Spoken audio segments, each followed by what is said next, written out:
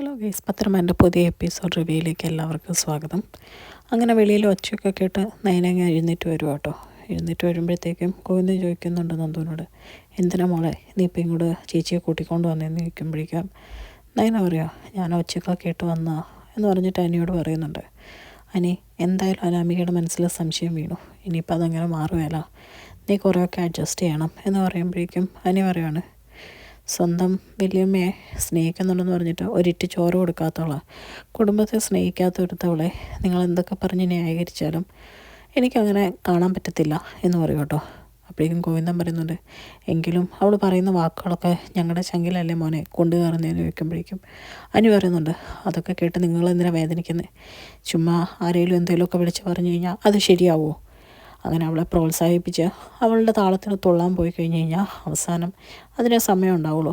എന്തായാലും എൻ്റെ ഏട്ടൻ്റെ ഭാര്യേനെ കാണാൻ എനിക്കിവിടെ വരാം, അതെൻ്റെ ഏടത്തിയാണ്, പിന്നെ നന്ദു എൻ്റെ ഏടത്തിയുടെ അനിയത്തി, അതുകൊണ്ട് ഞാനതിലൊരു തെറ്റും കാണുന്നില്ല, നിങ്ങളൊന്നും വേറൊന്നും ചിന്തിക്കാൻ വേണ്ട എന്ന് പറഞ്ഞ് ദേഷ്യപ്പെട്ട് അനി അവിടെ നിന്ന് ഇറങ്ങിപ്പോവാട്ടോ. അനി പോയി കഴിയുമ്പോഴേക്കും ഗോവിന്ദനും നയനയ്ക്കൊക്കെ ആകെ വിഷമമാവാണ്. എല്ലാവരും ഇങ്ങനെ പരസ്പരം നോക്കിയിട്ട് ആകെ വിഷമിച്ച് നിൽക്കുക കേട്ടോ. കഴിഞ്ഞാണെങ്കിൽ നനി നേരെ ചെല്ലുന്നത് ആദർശിൻ്റെ അടുത്തോട്ടാണ്. ആദർശ് പറയുന്നുണ്ട്, എടാ നീ അവളെ പോയി വിളിക്കണമെന്നൊന്നും ഞാൻ പറയുകയില്ല, അത്രയ്ക്ക് അഹങ്കാരത്തിലാണ് അവൾ ഇവിടെ നിന്ന് ഇറങ്ങിപ്പോയത്. പക്ഷേ ഇപ്പോൾ സാഹചര്യം അതല്ല, അവൾ ഹോസ്പിറ്റലിൽ പോയി അമ്മയെ കണ്ട് നീ അടിച്ച കാര്യമൊക്കെ പറഞ്ഞിട്ടുണ്ട്. ഇപ്പോഴത്തെ അമ്മയുടെ അവസ്ഥയിൽ ഇതൊന്നും പറയാൻ പാടില്ലാത്ത, അങ്ങനെ വകതിരിവുള്ളവരല്ലേ അങ്ങനെയൊക്കെ പെരുമാറുള്ളൂ, അവൾക്ക് അവളുടെ കാര്യം മാത്രമേ ഉള്ളൂ. എന്തായാലും നീ അവളെ പോയി വിളിച്ചേ പറ്റുള്ളൂ, നിൻ്റെ വലിയമ്മയ്ക്ക് വേണ്ടിയിട്ട് എന്ന് പറയും കേട്ടോ. അപ്പം അനി പറയുന്നുണ്ട്, അതെന്നെ കൊണ്ട് പറ്റുമെന്ന് തോന്നില്ല ഏട്ടാ എന്ന് പറയുമ്പോൾ ആദർശ് ഇങ്ങനെ അന്തം വിട്ട് വയ്ക്കുക. അതെന്താ, നിനക്ക് കുടുംബത്തിന് വേണ്ടിയിട്ടെല്ലാം സഹിക്കുകയും ക്ഷമിക്കുകയും ചെയ്യുന്നൊരു സ്വഭാവമായിരുന്നല്ലോ, ഇപ്പം എന്ത് പറ്റിയെന്ന് ചോദിക്കും കേട്ടോ. അപ്പോഴേക്കും അനി പറയുന്നുണ്ട്, അവളെ പോയി വിളിക്കാമായിരുന്നു, പക്ഷേ ഞാനിപ്പം ഇടത്തിയെ കാണാൻ വേണ്ടി പോയിട്ടുണ്ടായിരുന്നു, അവിടെ അവൾ വന്നിട്ടുണ്ട്, നന്ദുവിനെ എന്നെ കൂട്ടി കുറേ കാര്യങ്ങളൊക്കെ പറഞ്ഞ് ദേഷ്യപ്പെട്ട് അവിടെ നിന്ന് ഇറങ്ങിപ്പോയത്. ഇപ്പോഴും അവളുടെ മുഖത്ത് അടി വീഴേണ്ടതായിരുന്നു. നയനയിടത്തിൽ അച്ഛനും അമ്മയും ഉള്ളതുകൊണ്ട് മാത്രമാണ് ആ സംസാരം കേട്ടിട്ടും ഞാൻ മിണ്ടാതെ ഇറങ്ങിപ്പോകുന്നത്. അപ്പോൾ പിന്നെ ഞാൻ ചെന്ന് വിളിച്ചാലും ഇനി അവൾ വരുമെന്ന് തോന്നുന്നില്ല എന്ന് പറയും കേട്ടോ. അപ്പോൾ ആദർശ് പറയുന്നുണ്ട്, സാരമില്ല, നീ എന്തായാലും ഒന്നുകൂടെ ചെന്ന് വിളിച്ചു നോക്ക്, എല്ലാവർക്കും വേണ്ടിയിട്ടല്ലേ, സാരമില്ല എന്ന് പറഞ്ഞ് അനിയെ പറഞ്ഞു വിടുക കേട്ടോ. അതേസമയം അനാമിക വീട്ടിൽ വന്നിട്ട് വരികയാണ്. ഇപ്പം എന്തേ നോക്കോ, നിങ്ങളൊക്കെ പറഞ്ഞിട്ട് ഞാൻ പോയിട്ട് വന്നിട്ട് എങ്ങനെ ഇരിക്കുന്നു, എല്ലാം പ്രശ്നമാണ്, ആ നന്ദു എന്ന് പറയുന്നവളാണ് എൻ്റെ ജീവിതം കളയുന്നത് എന്നൊക്കെ പറഞ്ഞ് വേണുവിനോടും രേവതിയോടും പരാതി പറഞ്ഞുകൊണ്ടിരിക്കുക കേട്ടോ. ഇങ്ങനെ ഇവർ സംസാരിച്ചുകൊണ്ടിരിക്കുന്ന സമയത്ത് അനിയങ്ങ് വരുവാണ്.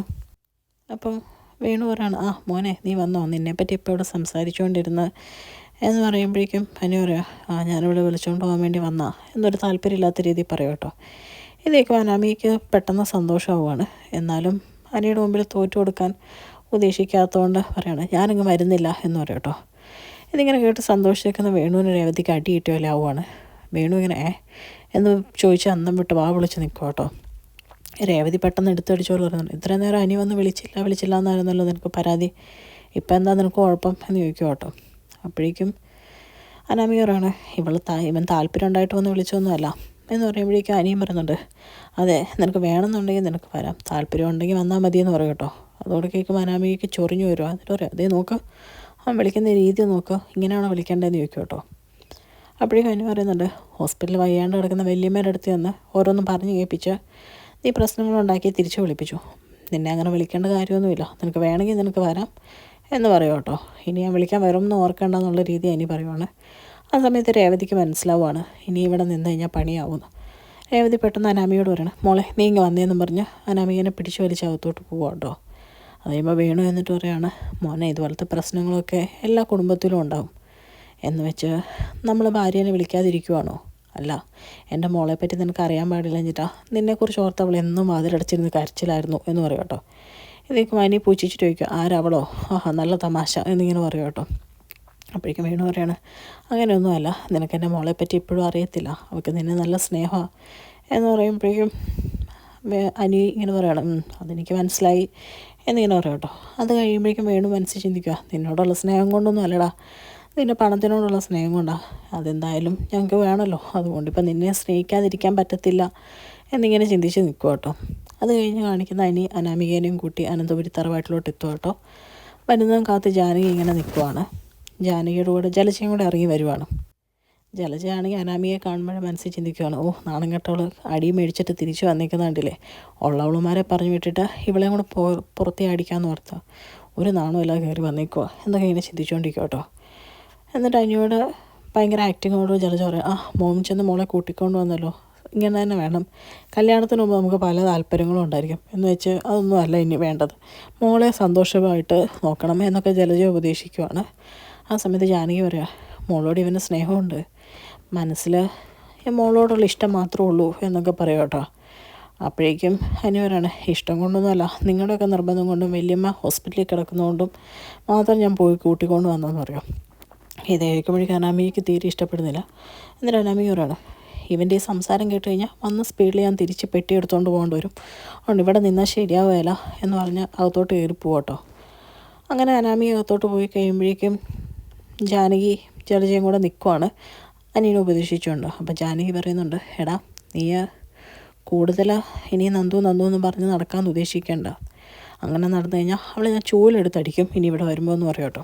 അപ്പോഴത്തേക്കും അനി പറയാണ്, എങ്കിൽ അവൾ ചിലപ്പം അമ്മ എൻ്റെ അമ്മയാണെന്നുള്ളതും ഇതെൻ്റെ അപ്പച്ചിയാന്നുള്ള കാര്യമൊക്കെ അങ്ങ് മറക്കും. പിന്നെ ആണുങ്ങൾക്ക് പോലും തല്ലി തോപ്പിക്കാൻ പറ്റാത്ത ഒരു പ്രകൃതിയുള്ള പെങ്കൊച്ചാണ് നന്ദു. അവളോട് ചുമ്മാ വാശിക്ക് പോയി തല്ലും പിടിക്കും എന്നൊക്കെ പറഞ്ഞ് അവളുടെ കയ്യിൽ നിന്ന് വല്ലതും മേടിച്ച് കിട്ടിക്കഴിഞ്ഞ് കഴിഞ്ഞാൽ പിന്നെ അത് കണ്ടുകൊണ്ട് അവിടെ ഇരിക്കേണ്ടി വരും എന്ന് പറയും കേട്ടോ.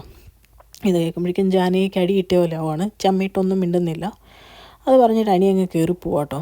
അത് കഴിയുമ്പോൾ ജലജ മനസ്സിൽ ചിന്തിക്കും, ഓ അങ്ങനെ ഒരു അടി ഇവിടെ ഉണ്ടായിരുന്നെങ്കിൽ എത്ര നല്ലതായിരുന്നു, അവനൊരു അടിസ്യം കാണാൻ കൊതിയായിട്ട് പാടില്ല എന്നിങ്ങനെ ചിന്തിച്ചുകൊണ്ട് നിൽക്കുക കേട്ടോ.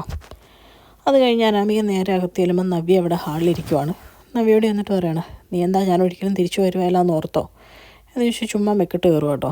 അപ്പോഴേക്കും നവ്യ ചോദിക്കുന്നുണ്ട്, അതിന് നിന്നോട് ഇവിടെ നിന്ന് ഇറങ്ങിപ്പോകാൻ പറഞ്ഞത് ഞാനാണോ, നീ നിൻ്റെ സ്വന്തം ഇഷ്ടത്തിന് പോയി, നിൻ്റെ ഹസ്ബൻഡ് കൂട്ടിക്കൊണ്ടു വന്നു, അതിന് ഞാൻ വല്ലതും പറഞ്ഞോ എന്നിങ്ങനെ ചോദിക്കും കേട്ടോ. അപ്പോൾ അനാമിക പറ, നീയൊക്കെ എന്ത് പറഞ്ഞാലും ഞാൻ ഈ വീട്ടിൽ തന്നെ കാണും എന്നിങ്ങനെ പറയുമ്പോഴേക്കും നവ്യയ്ക്കും ദേഷ്യം വരുവാണ്. നവ്യയ്ക്ക് അതെന്താ ഈ അനന്തപുരി തറവാട് നിൻ്റെ പേരിൽ എഴുതി തന്നോ, എത്ര അധികാരത്തിൽ പറയാൻ എന്നിങ്ങനെ ചോദിക്കും കേട്ടോ. അപ്പോൾ അനാമിക പറയുന്നുണ്ട്, എഴുതി തന്നാലും ഇല്ലെങ്കിലും നിന്നെപ്പോലെ ഒന്നും അല്ല, വലിഞ്ഞു കയറി വന്ന മരുമോളല്ല ഞാൻ, എനിക്ക് ഈ വീട്ടിൽ നല്ല അധികാരമുണ്ട് എന്ന് പറയും കേട്ടോ. അപ്പോഴത്തേക്കും നവ്യ പറയുന്നുണ്ട്, വലിഞ്ഞു കയറി വന്നാലും അല്ലാണ്ട് വന്നാലും നിന്നെ ഇനി ഭാര്യയായിട്ട് പോലും കണ്ടിട്ടില്ല, അപ്പോൾ പിന്നെ നിന്നെ മരുമോളായിട്ട് കാണുന്ന കാര്യം ആരും ഇവിടെ കണക്കാക്കിയിരിക്കുന്നു എന്ന് ചോദിക്കുക. അത് കേട്ട് ദേഷ്യം വന്ന് അനാമിക ചോദിക്കുക, അപ്പോൾ അഭിയേട്ടൻ നിന്നെ ഭാര്യയായിട്ട് കണ്ടിട്ടുണ്ടോ എന്ന് ചോദിക്കുക. നവ്യ ഇപ്പം പറയുന്നുണ്ട്, കണ്ടാലും കണ്ടില്ലെങ്കിലും അവൻ്റെ കുഞ്ഞാണ് എൻ്റെ വയറ്റിലുള്ളത്, നാളെ ആ കുഞ്ഞ് ജനിച്ച് കഴിയുമ്പോൾ അവനാണ് ആ കുഞ്ഞിൻ്റെ അച്ഛൻ, അപ്പോൾ പിന്നെ എന്തൊക്കെ പറഞ്ഞാലും നിന്നേക്കാളും സ്ഥാനം എനിക്കുണ്ട് എന്നിങ്ങനെ പറയും കേട്ടോ. അപ്പോഴത്തേക്കും അനാമികയ്ക്ക് അടി കിട്ടിയ പോലെ ആവുകയാണ്. എന്നിട്ട് നവ്യ പറയാണ്, നിനക്കൊരു കുഞ്ഞെങ്കിലും അനിയിലുണ്ടാവുമെന്ന് എനിക്ക് തോന്നുന്നില്ല എന്ന് പറയും കേട്ടോ. ഇതൊക്കെ കേട്ടിങ്ങനെ ദേഷ്യം പിടിച്ച് നിൽക്കുന്ന സമയത്ത് അനിയങ്ങ് വരുവാണ്. അനിയങ്ങ് വരുമ്പോഴത്തേക്ക് അനാമിക പെട്ടെന്ന് പറഞ്ഞെല്ലാം വളച്ചൊടിച്ച് പറയുവാണ് എന്നോട്, എന്താ നിന്നിൽ എനിക്ക് ഒരു കുഞ്ഞുണ്ടാവില്ല എന്ന് ഇവക്ക് നീ വാക്ക് കൊടുത്തിട്ടുണ്ടല്ലോ, ഇവളങ്ങനെയൊക്കെയാണല്ലോ പറയുന്നത്, ഇപ്പോഴും നീ ആ നന്ദുവിനെ മനസ്സിലിട്ടുകൊണ്ടായിരിക്കും നടക്കുന്നത് അല്ലേ എന്നിങ്ങനെ ചോദിക്കും കേട്ടോ. അപ്പോഴത്തേക്കും ഇതൊക്കെ കേട്ടിട്ട് നവ്യ അന്തം വിട്ട പോലെ നിൽക്കുവാണ്. അനി പറയുന്നുണ്ട്, നീ ചുമ്മാ ആവശ്യമില്ലാത്ത കാര്യങ്ങൾ സംസാരിച്ച് പ്രശ്നം കൂടുതൽ വഷളാക്കരുത്, കയറി പോകാൻ നോക്ക് എന്ന് പറയും കേട്ടോ. വലിയ മൈൻഡ് ചെയ്യാതെ അങ്ങനെ അനാമിക അങ്ങ് പോയി കഴിയുമ്പോഴേക്കും നവ്യ പറയുന്നുണ്ട്, ഞാൻ അങ്ങനെയൊന്നും അല്ല ഇനി പറഞ്ഞത് എന്ന് പറയുമ്പോഴേക്കും അനി പറയുന്നുണ്ട്, അതെനിക്കറിയാം, അവൾ കൂടുതൽ പ്രശ്നങ്ങളുണ്ടാക്കാനേ നോക്കുള്ളൂ, അത് ഞാനതൊക്കെ വലിയ കാര്യമായിട്ട് എടുക്കാത്തത് എന്ന് പറയുക. അത് കഴിയുമ്പോഴേക്കും നയനെപ്പറ്റി ചോദിക്കും കേട്ടോ നവ്യ. അപ്പോൾ പെട്ടെന്ന് അനി കള്ളത്തരം പറയുവാണ്. എന്നിട്ട് പറയുകയാണ്, അല്ല നയനെടുത്തി ഇവിടെ നിൽക്കുന്നത് വല്യമ്മയ്ക്ക് ഇഷ്ടമല്ലല്ലോ, അവിടെ ഏട്ടൻ മലയ്ക്ക് പോയിട്ട് വരുന്നോളം വരെ എടുത്തി അവിടെ എടുത്തിട്ട് വീട്ടിൽ നിൽക്കാൻ പോയിക്കുക എന്ന് പറയുക. ഇത് കേൾക്കുമ്പോൾ നയനെക്കുറിച്ച് ഓർത്ത് നവ്യയ്ക്ക് എന്തോ ചെറിയ സംശയം തോന്നുവാണ്. പിന്നെ കാണിക്കുന്ന നയനേനെയാണ്. നയന ഇങ്ങനെ അനാമികയുടെ കാര്യങ്ങളൊക്കെ പറഞ്ഞ് നന്ദുവിനെ ഇങ്ങനെ ഉപദേശിച്ചുകൊണ്ടിരിക്കുവാണ്. അപ്പം എല്ലാം ഇങ്ങനെ മിണ്ടാതിരുന്ന നന്ദു കേൾക്കുക കേട്ടോ. അപ്പോൾ പെട്ടെന്ന് നവ്യയുടെ കോള് വരുവാണ്. നയന ഫോൺ എടുത്തിട്ട് പറയുകയാണ്, ചേച്ചിക്ക് സംശയം എന്തെങ്കിലും ഉണ്ടായി കാണും എന്ന് പറഞ്ഞ് നവ്യ അവിടെ അനാമിക തിരിച്ചു വന്ന കാര്യവും ഉണ്ടാക്കിയ പ്രശ്നങ്ങളെപ്പറ്റിയൊക്കെ പറയുവാണ്. ഇതൊക്കെ കേൾക്കുമ്പോഴേക്കും നയന പറയുന്നുണ്ട്, അവൾ എന്ത് പ്രശ്നം ഉണ്ടാക്കിയാലും ചേച്ചി അത് കൂടുതൽ പ്രശ്നമാക്കാൻ വേണ്ടി പോകരുത്, നമ്മൾ മാക്സിമം അഡ്ജസ്റ്റ് ചെയ്യണം, നമ്മൾ കാരണം ഒരിക്കലും അനിയുടെ ജീവിതം പോകാൻ പാടില്ല എന്ന് പറയും കേട്ടോ. ഇതൊക്കെ കേൾക്കുമ്പോഴും നവ്യ പറയുന്നുണ്ട്, നന്ദു തന്നെയായിരുന്നു അവന് ചേർന്നത് എന്ന് പറയുമ്പോൾ നയന പറയുന്നുണ്ട്, ഇനി ചേച്ചിയും കൂടെ അങ്ങനെ പറഞ്ഞ് അവനെ പ്രോത്സാഹിപ്പിക്കരുത്, അവനൊരു രീതിയിലും നമ്മൾ അവനെ സപ്പോർട്ട് ചെയ്യുന്ന രീതി തോന്നാൻ പാടില്ല എന്നൊക്കെ പറയുക കേട്ടോ.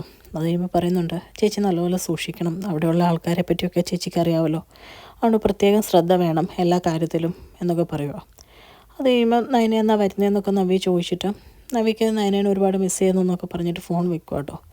ഫോൺ വെച്ച് കഴിയുമ്പോൾ നവ്യ പറഞ്ഞ കാര്യങ്ങളൊക്കെ പറയുവാണ്. എന്നിട്ട് പറയാണ്, അനിയെ നമുക്ക് ഒരുപാട് ഉപദേശിക്കാൻ പറ്റില്ല, പക്ഷെ മോളെ നീ കുറച്ചുകൂടെ അകൽച്ച പാലിക്കണം എന്ന് നയന പറയുമ്പോഴേക്കും നന്ദുവിന് ദേഷ്യം വരുവാണ് കേട്ടോ. നന്ദു പറയാണ്, കല്യാണത്തിന് മുമ്പ് ഞാൻ മാക്സിമം അനിയെ വെറുപ്പിച്ചു, ഇനിയിപ്പോൾ കല്യാണം കഴിഞ്ഞ് ഞാൻ എന്ത് പറഞ്ഞ് അനിയെ വെറുപ്പിക്കണം? ഒരു കാരണമില്ല ചുമ്മാ വഴക്കുണ്ടാക്കിക്കൊണ്ടിരിക്കണോ? അല്ലെങ്കിലും ഞാനല്ല ഇവിടുത്തെ പ്രശ്നം, അനാമികയാണ്. അവളുടെ സ്വഭാവം തന്നെയാണ് ഏറ്റവും വലിയ ശത്രു. അവൾ അനിയെ സ്നേഹിച്ചാൽ തീരാവുന്ന പ്രശ്നമുള്ളൂ എന്ന് പറഞ്ഞ് നന്ദു ആ മുറിയിൽ നിന്ന് ദേഷ്യപ്പെട്ട് ഇറങ്ങി പോകുന്ന കാണിച്ചുകൊണ്ടാണ് കേട്ടോ എപ്പിസോഡ്.